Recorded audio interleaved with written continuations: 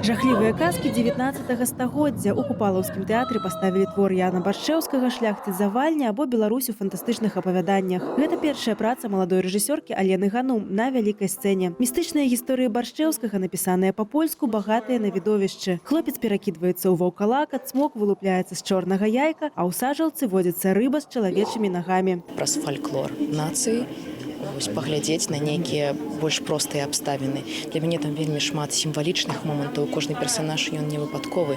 Бадай самы яркі герой белая сарока, падобнае ў выкананні Александра Казелы да бурлеск дзівы. У ёй лёгка пазнаць імператрыцу Кацярыну II, якая хоча далучыць Беларусь да Расіі. Драматург Сергей Кавалёў, які зрабіў інсцэнізацыю твору, на першы план вывеў развагі пра лёс нацыі. Некаторыя гледачы палічылі гэта лішнім. Я наогул не люблю, калі у мастацкі, тым болей рамантычны твор уваходзіць палітыка, а ўсе гэтыя спрэчкі паміж літвінамі і беларусамі, якія раптам убачылись на сцэне, яны здаюцца мне цалкам непатрэбнымі. Все ж таки гэта твор, у якім адным з першых з'явілася назва «Беларусь» у назве твора у 19 стагоддзі. Вот пачынаецца гэты пераход у пошуках нацыянальнай ідэнтычнасці ад ліцвінаў, ад ліцвінскасці, ад пошукаў чагосьці новага.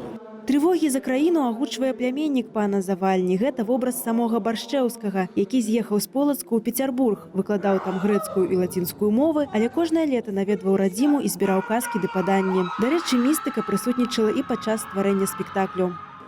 Амаль што перад нашай прэм'ерай, не ведаю, месяц, 2-3 таму назад, земля выцягнула з сваіх недраў, выкінула пліту з прозвішчам Яна Баршчэўскага на гародзе якосці дзяўчынкі, там не ведаю. Яна пра гэта напісала. Нармальна? Сэмістыфікасьён.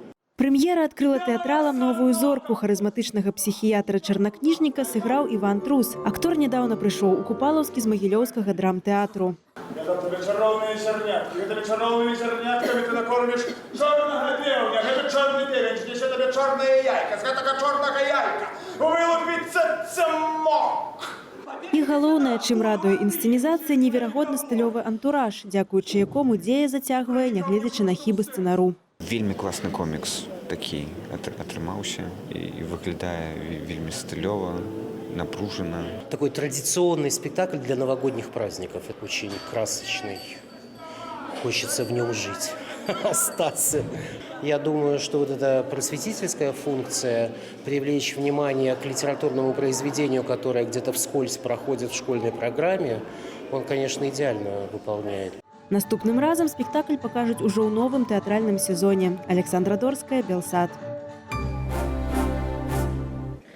Унікальны дакумент выставілі для агляду ў галоўным архіве старажытных актаў у Варшаве. Да канца тыдня жыхары і госці польскай сталіцы могуць пабачыць пергамінавы арыгінал акту Люблінскай уніі, падпісанай у 1569 годзе. Тэкст акту быў падрыхтаваны ў 2 экземплярах, замацаваных пячаткамі. Выстаўлены экземпляр акту быў прызначаны для польскага боку. Ён пацверджаны пячаткамі дэпутатаў Сейму ад Вялікага княства Літоўскага. Экземпляр з подпісамі польскіх дэпутатаў не захаваўся. На выставе можна пабачыць не толькі арыгінал акту, але і іншыя дакументы, што дэманструюць кантэкст яго стварэння. У Польшчы ўвесь 2019 год абвешчаны годам Люблінскай уніі.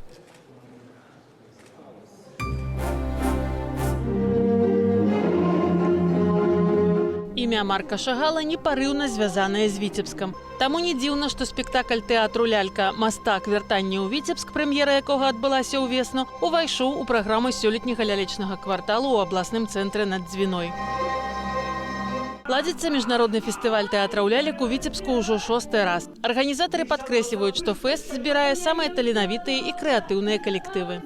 Мы імкнемся запрасіць на фестываль тыя спектаклі, якія ўжо нешта былі азначаны на другіх фестывалях, ці яны атрымалі нейкія прэстыжныя прэміі. Гэта і Санкт-Петербург, гэта і Пенза, і Іванова, гэта і Кіев. І таксама мы паказваем свае спектаклі і з Беларусі яшчэ У нас удзельнічае спектакль «Батлейка» из «Молодечины». Открыется лялечный квартал завтра, традиционно фееричным спектаклем витебской труппы «Бременские музыки». Спектаклю ўжо 26 год, але жадаючыя паглядзець яго не пераводзяцца. І адмыслова для таго, каб яго пабачыць, да нас едуць з розных рэгіёнаў Беларусі і нават з розных краін. Ад цалёвачкі, пераасэнсаванай як філасофская прыпавесць, да ночы перад раством паводле Гогаля ці дзіцячага альбому Чайкоўскага. Усё пад уладнае мове тэатру лялек. Віцебская трупа, апроч згаданага спектаклю, прысвечанага Марку Шагалу, парадуе гледача яшчэ адной навінкай. Казкі пра казку паводле твораў вядомай беларускай мастачкі Ганны Селівончык. Гэта пастаноўка Міхася Клімчука. Пастаноўка такая і для дзяцей, і для дарослых. Яна будзе ісці ў 5 гадзін вечара. Там гумар, які зразумелы, і яго можна глядзець дзецям, але ў той жа час шмат падтэкстаў цікавых для дарослага гледача. Там цэлы набор цікавых павучальных гісторый з нечаканымі развязкамі. Апроч інсцэнізацыяў, цягам тыдня лялечны квартал прапануе гледачам 4 вулічныя спектаклі, ды шматлікія канцэртныя ды забаўляльныя праграмы і перформансы. Задавальненне абяцаюць кожнаму гледачу. Ірына Дарафейчук, навіны культуры.